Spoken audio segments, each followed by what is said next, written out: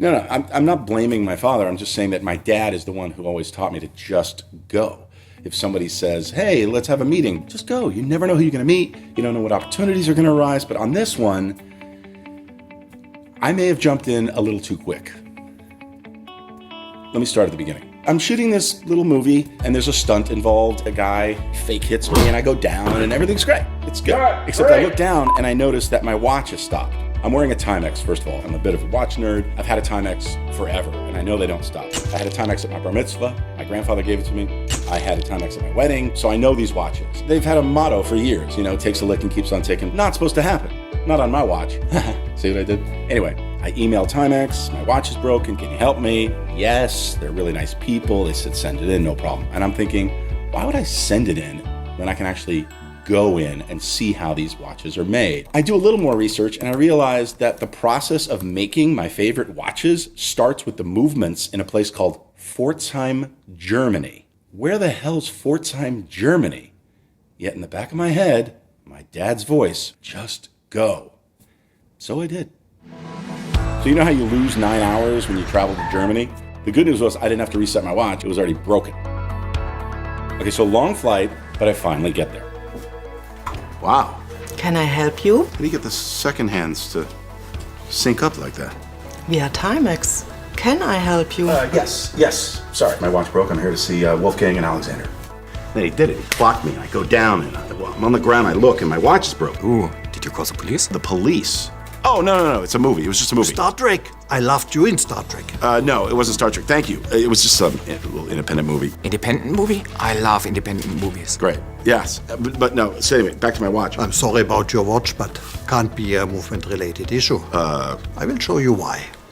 Super nice guy, and he tells me that Timex was one of the first watch companies to make most of their own parts. And they test those parts over and over and over again. Also, these watches, they last like 10 years or more without needing any maintenance. I don't know an actor that can last 10 years without maintenance. And for 165 years, Timex has been designing their own movements in-house, controlling their costs, and then passing that savings onto watch dudes like me.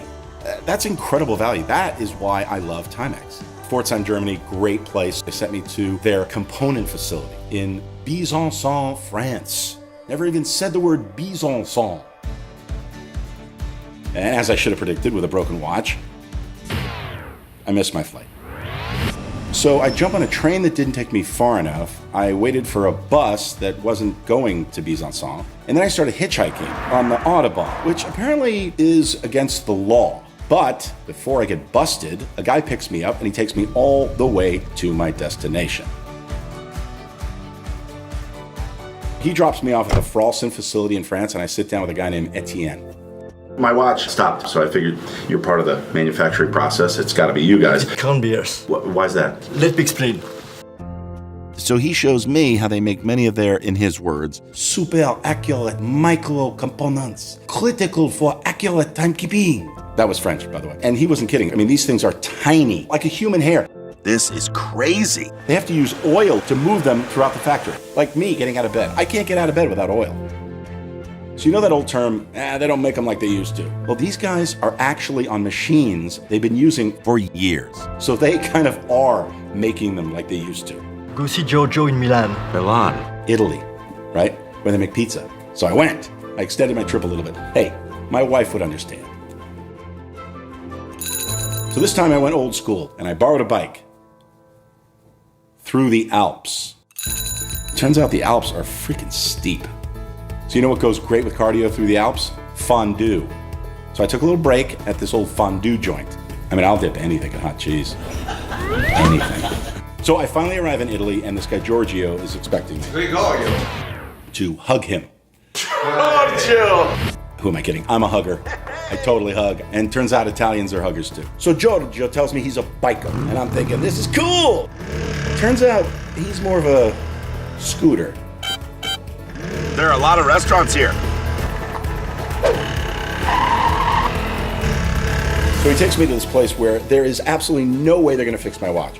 But it was pretty amazing. It was their design studio, and they had pizza, and his wife is a fashionista, and Giorgio, it turns out, is this legendary designer. This couple, they are like design royalty. But apparently design royalty does not take responsibility for watches that don't work. It's got to be a design problem. No, it's not. You know, when a movie doesn't work, we always blame marketing. Yeah, Silvio. He insisted I go see this Italian guy in marketing, Silvio. And he warns me, he's tough. And I'm like, he's Italian, he's tough, no big deal.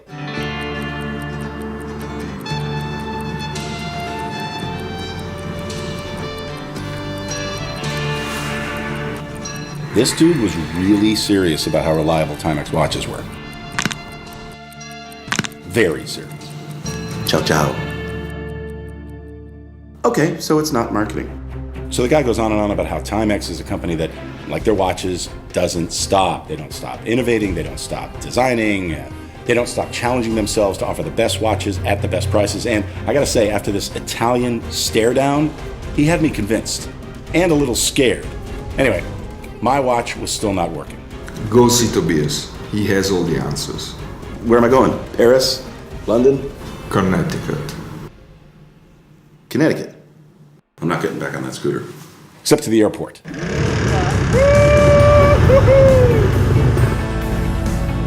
So Giorgio and I hop on a plane, we head to New York, and we're on our way to Connecticut when Giorgio starts showing off.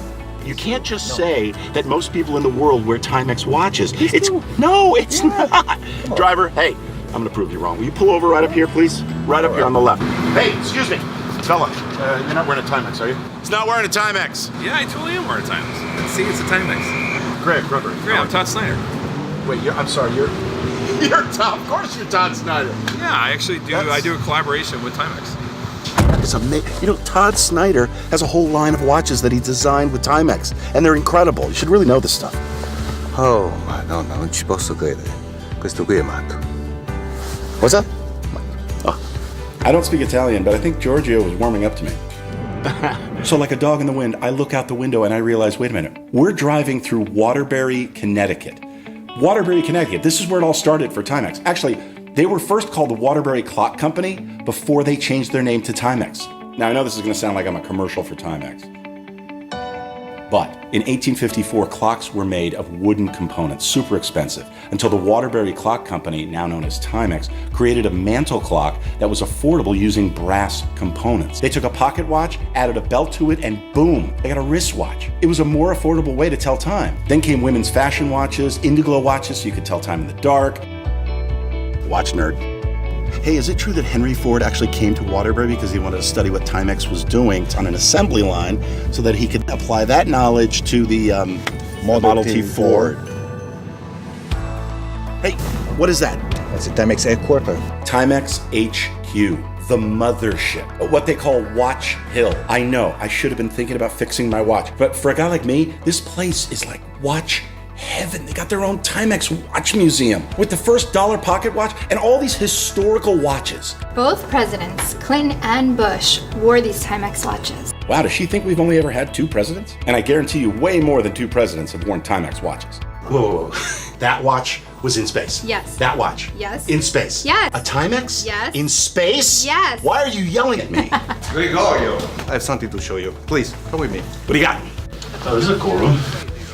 Remember these? Oh, yeah. Remember these. Are you kidding me? Takes a lick and keeps on ticking? How could I forget these? Tobias, may I introduce you to Greg Grunberg? Hey, Greg Grunberg. He pronounced my last name Grunberg. It's actually Grunberg, but you know what? He's the CEO, and I wanted to get my damn watch fixed. I'm actually here because my watch stopped. Should have bought a Timex. No, it is a Timex. That's what I'm saying. No way. Yes, I'm telling you, and it just stopped. Let me see that thing. Good, because, you know, I've traveled the world. Great company, and I've been trying to get somebody to... Okay. Look, the crown is out. It's supposed to do that when you set the watch. You push it back in, and here we go. All good. Oh, we are Timex. We don't stop.